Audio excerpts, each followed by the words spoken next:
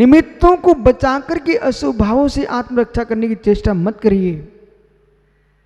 उपादान को संभाल करके अशुभ भावों को बचाने की चेष्टा करिए। और निमित्तों को बचाने से आप ऐसा सोचेंगे तो निमित्त जड़ भी हो सकते हैं, चेतन भी हो सकते हैं। और चेतन निमित्तों से तुम बचने की बात करोगे, इतने भी अशुभ भाव आ सकते हैं, ये सामने वाला समाप्त हो जाए तो मेरे लिए क्लेश समाप्त हो जाए, आपको पंचेंद्रिय घात का दोष लगेगा। महात्मा यशोधर जी, ज्ञानी पुरुष जो होते हैं वो संकेतों में जीते हैं। मित्र, वो हाथी कितना श्रेष्ठ था जिसने मात्र अरविंद मुंडराज से एक दिन प्रवचन सुना। वो इतना गंभीर अनुभूति बना कि सांप ने डस लिया, हाथी ने निर्णय कर लिया अब मैं बचने वाला नहीं हूं, इस जहरीले सांप ने डसा है। मित्र, हाथी ने दलदल में फंसकर निकल नहीं सका, कमजोरी के कारण वो आज जन्म के लिए आहार पानी का त्याग कर दिया। यम सल्लेखना धारण कर ली हाथी ने। बेटा, हाथी ने कुछ किया बाल पंडित मरण। हाथी ने बेटा धारण कर लिया बाल पंडित मरण। लोगों की दृष्टि में, युवाओं बेटा, लोगों की दृष्टि में हाथी हाथी दिख रहा था, पर हाथी के अंदर हाथी बचा ही नहीं था, सच्चा श्रावक छपक बन चुका था, छपक बन चुका था। हाथी होकर के छपक बन गया और छपक भेष में आकर के भी छदम भेषी हो जाए तो हाथी बन जाए। हाथी बना जीव, हाथी बना जीव अपेत केतवा मायाचारी से रहित छल कपट से रहित साधना कर रहा था। वो तो जीव अंतिम सांस लेकर के स्वर्ग में देव हुआ, लेकिन मित्र बोला इधर देख, मृदमती मुनिराज मायाचारी से गए सो हाथी बन गए। मुनि पर्याय से देव हुए, वहां से आकर के हाथी हो गए। इसलिए समंतरुद्ध स्वामी ने स्पष्ट लिखा है, इसे कभी भूल कर भी भूल मत जाना। आचार्य समंतरुद्ध स्वामी ने जो लिखा है उसको भूल कर भी मत भूल जाना। चक्रेश स्वापी देवोपि देव स्वायत जायते धर्म क्लिव सात कापी नाम भवे धन्य संपद धर्माक्षर नाम। धर्म के प्रभाव से स्वान भी देव होता है और पाप के प्रभाव से देव भी स्वान हो जाता है। इतना सुसज्जित, इतना संस्कार, तो स्पष्ट व्याख्यान दीपक किसी दर्शन में मिलता नहीं। दुनिया के लोग बोला पुण्य करो, पुण्य करो, यज्ञ करो, विधान करो, और ईश्वर के हाथ छोड़ देते हैं। ईश्वर देख लेगा, पर जैन दर्शन कहता है ईश्वर नहीं, परमेश्वर नहीं, जैसा कर्म करोगे वैसा फल पाओगे।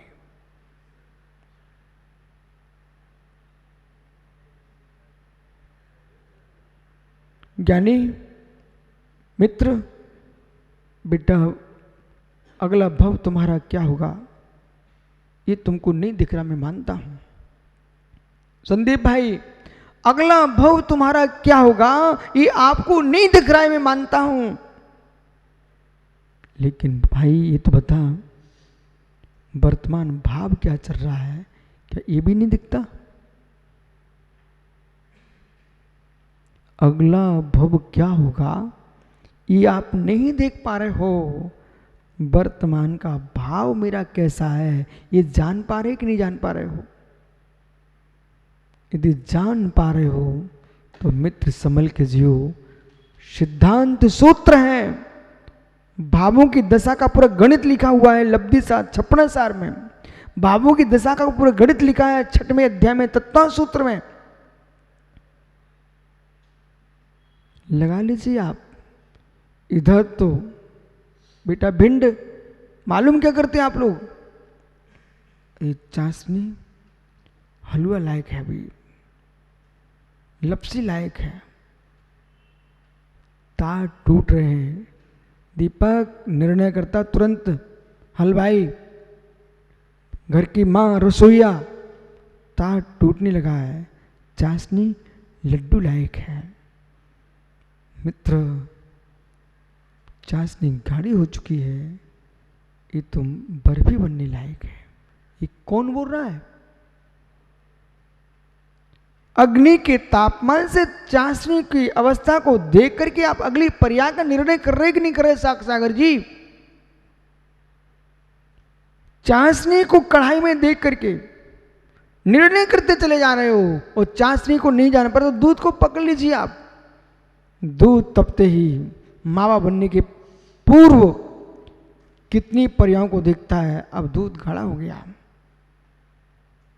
मावा बनने के पूर्व मध्य की पर्याय में वो ही दूध रबड़ी का आकार लेता कि नहीं लेता?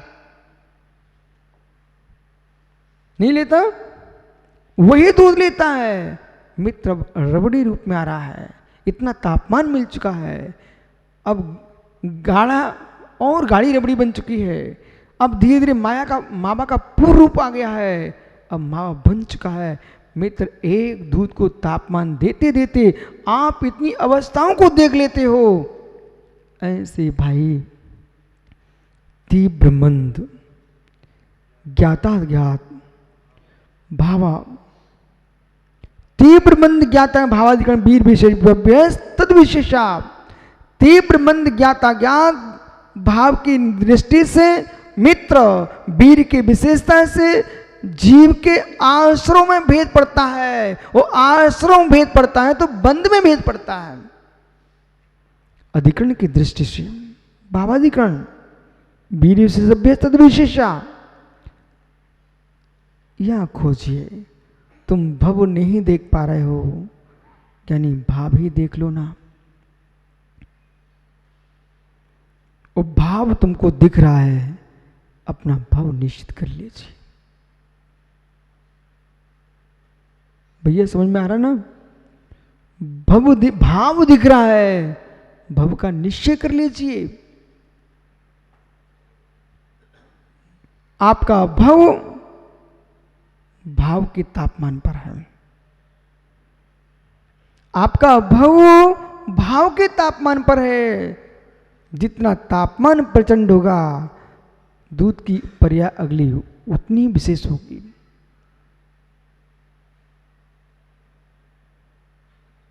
गजराज ने संलेखना धारण कर ली और स्वर्ग में देव हो गया, और सांप नरक में जाके गिर गया।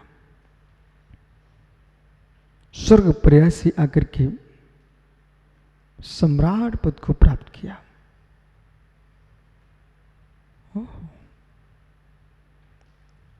और सांप नरक से निकल करके भील हुआ।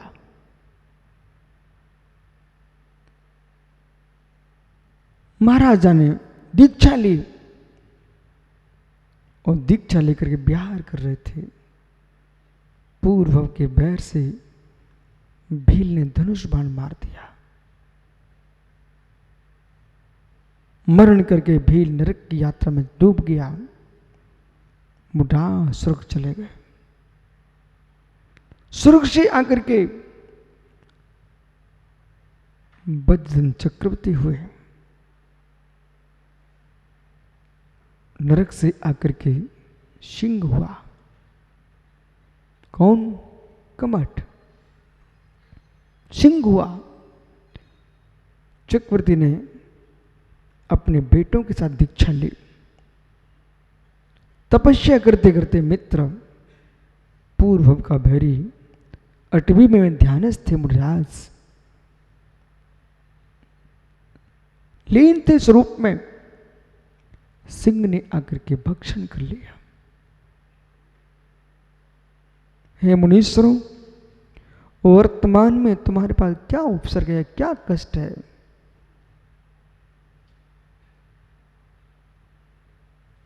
अभी तो मैं यूं समझता हूं दीपक, वर्तमान के मुनिराजों को सबसे ज्यादा साधना की सुविधा है।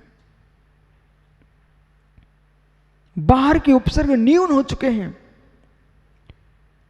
जब भी इनको नीचे कोई गिराएगा तो बाहर का उपसर्ग नहीं गिराएगा, इनके भावों का उपसर्ग ही गिराएगा। मुनि के लिए दुर्गति भेजने वाला कोई उपसर्ग नहीं होता।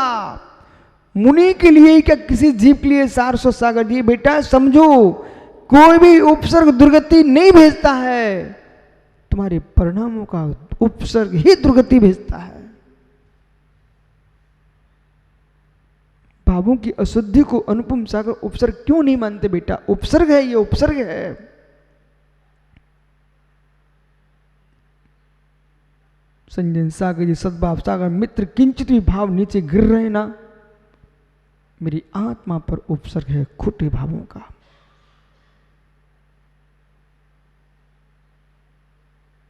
गुरु श्रावक निर्गंत मुद्रा को निहारते हैं और मैं कितना पापी जीव हूं, उस निर्गंत आत्मा पर उपसर्ग कर रहा हूं कुभावों का।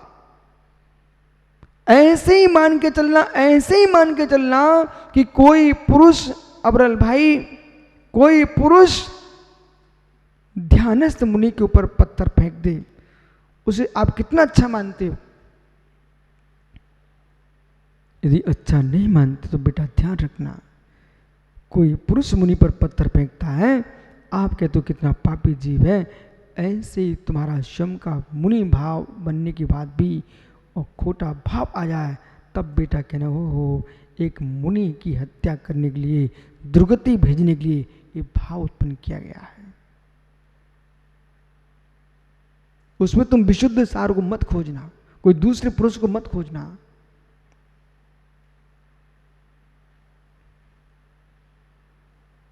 धर्म प्रियता, धर्म दृढ़ता है तो आप अपने की ही गलती खोज पाएंगे। जिसके हृदय में कमजोरी है वो निमित्तों में दोष देखता है, जिसका हृदय दृढ़ है वो अपने उपादान में कमजोरी देखकर उपादान को संभालता है। मोक्ष मार्ग निमित्त संभालने का नहीं है, मोक्ष मार्ग उपादान संभालने का है। निमित्तों से तटस्थ रहना पड़ता है, उपादान को सशक्त करना पड़ता है।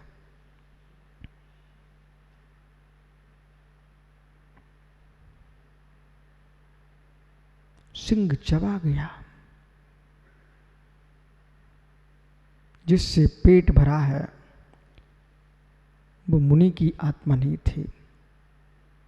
जो मुनि की आत्मा थी वो तो स्वर्ग में विराजमान हो गई। मुनि का भक्षण करने वाला नरक चला गया, मुर्दा स्वर्ग में चले गए। स्वर्ग से आए मित्र आनंद राजा हुए और नरक का नार की निकल करके अजगर हुआ। अजगर आनंद मुद्रास राज्य का पुत्र को सौंप करके, दिगंबरी दीक्षा को प्राप्त करके 8वें अमर उपवनों में मित्र ध्यान करते थे। चैतन्य गुफा में जो विराजता है वही गुफा में निडर होकर रह सकता है। जो चैतन्य गुफा में नहीं बैठता वो बाहर की गुफा में भी नहीं बैठ पाएगा। योगियों का निवास स्थान विभार से शून्य स्थान, शून्यागार है, जहां पर स्त्री पुरुष बालक आदि का विचरण न हो, ऐसा मुनियों का निवास स्थान होता है विभार का। और परमार्थ से मित्र एकमात्र चैतन्य भवन ही, चैतन्य गुफा ही मुनियों का शुद्ध निवास स्थान है। अपने निज निवास में निवास कर रहे, अपने निज निवास में निवास कर रहे योगेश्वर आनंद महामुनिराज ध्यान में लीन थे। कभी जिनाले में आपने चित्र देखा हो, चक्रेश बेटा उधर देखो, तुम कहां भटक रहे हो, ये दाढ़ी माड़ी सब जल जाएंगी बेटा, सत्य धर्म ही बचेगा। ज्ञानी ज्ञानी इतना पुरुषा करो, इतना पुरुषा करो, मुख खुले तो तत्व ही बोलो, स्वयं का भाव जैसा उसे संभालो, पर अपने मुख से दूसरे के कान खराब ना हो जाए। रहस्य पकड़िए। योगी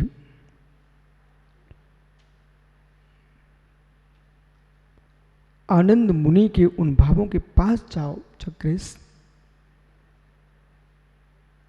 अजगर आ रहा है, मुर्राज ध्यान में लीन है। और मित्र जैसे कि तैसे उसने उठा लिया मुख खोल करके। अजगर के मुख में योगीश्वर विराजे है।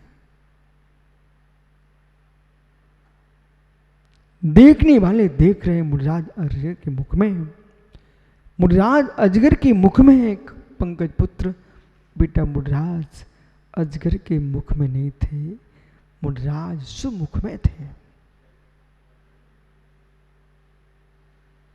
मुनि की देह अजगर के मुख में थी, मुर्राज का देह ही निज मुख में था। निज मुख का नाम ही सामायिक है।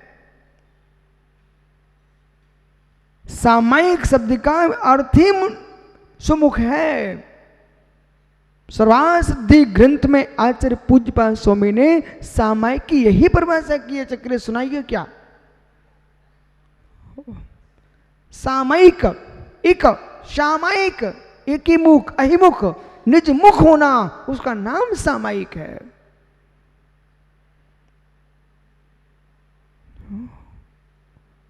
कुटी कुटी विषमता आ जाए, पीयूष जैसा भोला चारा बेटा ऐसे ही भोला भाव बना के रखना अंतिम श्वास तक। ग्रस्त की मुद्रा को देखकर लोगों मुनि का भाव जग जाए, ऐसा जीवन जीना। और मुनिराज को देख करके लोगों को भगवान का स्मरण आ जाए, ऐसे मुनि बन के जीना। मुनिराज का चेहरा देख करके व्यंतर की याद आए, मुनिराज का चेहरा देखकर बंदर की याद आए, मुनिराज का चेहरा देखकर शेर की याद आए। मेरे मित्र, ये मुनि का चेहरा नहीं है। मुनिराज का चेहरा देखते ही ओह, समता समारे, थुति उचारे, वंदना, जिन देव को नित्य करें श्रुत रत, तजे तन अहिमेव को। ऐसे षट कर्तव्य में लीन योगीश्वर, शम लोष्ट कंचन, जहां पाषाण और कांचन और कांच में एकत्र बुद्धि जिनकी है, वे योगीश्वर